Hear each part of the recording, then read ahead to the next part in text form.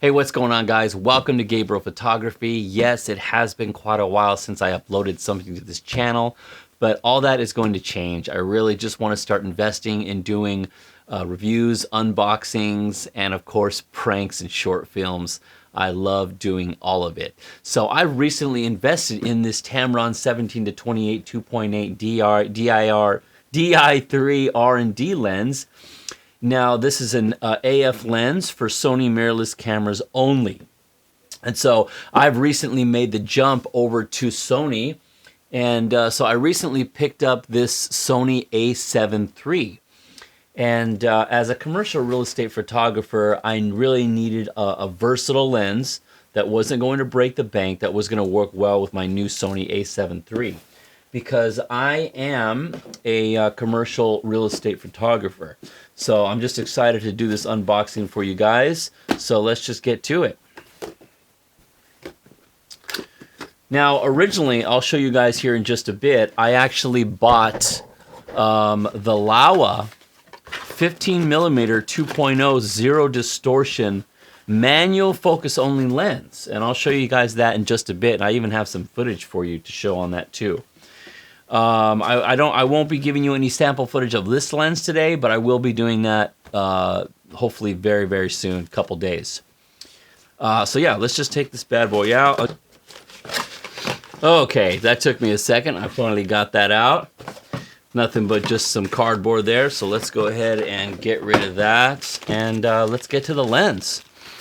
So here we go. We got the Tamron 17 to 28, just a very, very light lens. Now, let me go ahead now and introduce the first lens that I bought with my Sony, or for my Sony a7 III.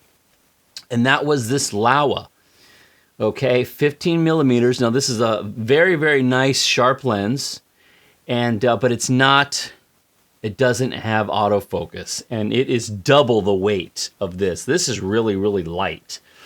Okay, this is double the weight, and but when you get focus in good, if you're doing some wide angle shots, then it's going to be sharp and it's going to look great. Okay, again, Sony E-mount, all metal construction. This is a sharp lens, but I needed something a little bit more versatile, and I needed autofocus most importantly.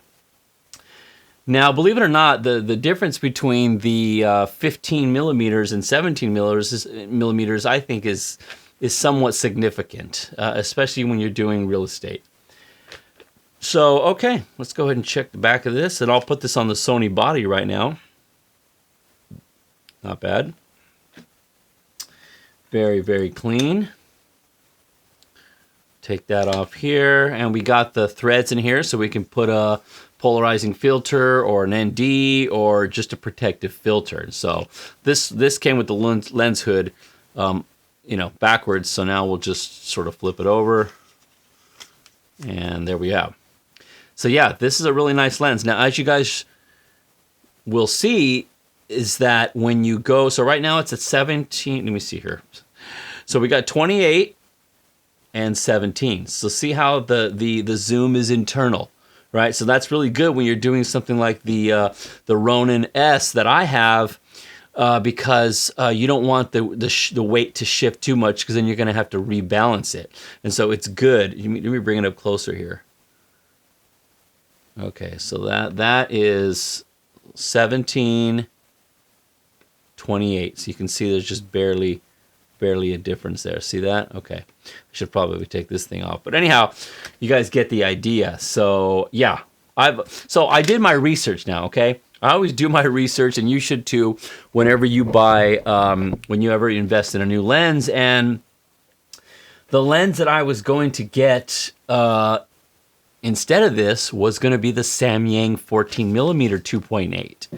And who knows, I may still get that lens at some point, but right now, there are a lot of differences of opinions on that lens, but this is just knocking out of the park. They're comparing this to like the G Master 16 to 35, which is more than double the price of this lens.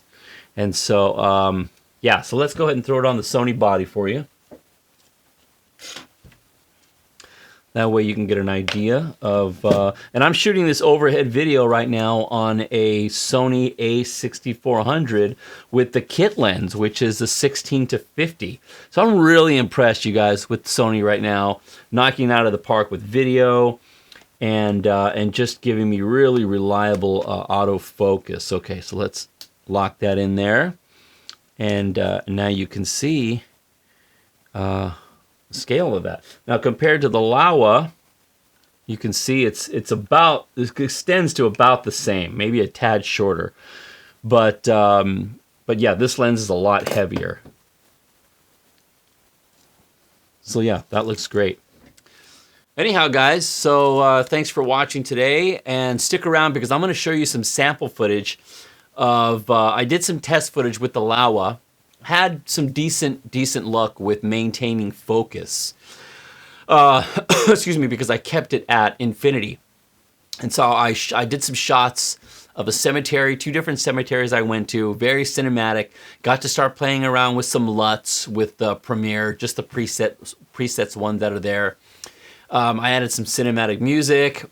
And whenever I went into detail with like a statue or something, of course, I had to gauge my distance for how I was going to move the camera, and then I had to readjust the focus while the camera's on the gimbal. And that's just not something that I want to do because it's cumbersome, and it's just annoying to have to manually focus when you're on the gimbal because you're holding this big old thing right here, and then you got to do this, and it's just a pain in the butt. So it's all about, if you're going to use this gimbal, it's all about autofocus, in my opinion. You want to just set it and forget it, and then just focus on your cinema, focus on your shots. And so, anyhow, guys, subscribe, like this video, and peace. We'll be in touch. Check out the video. All right, guys. Let me know what you think about the footage, by the way, of the Laowa. Take care.